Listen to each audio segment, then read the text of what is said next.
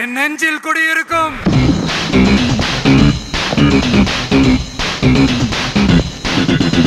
தமிழ்நாட்டின் முதலமைச்சராகிறார் Joseph Vijay.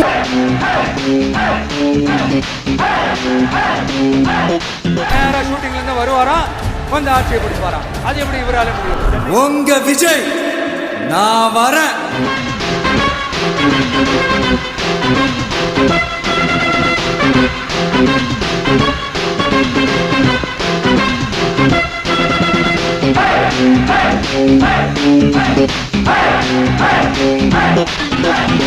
Hey!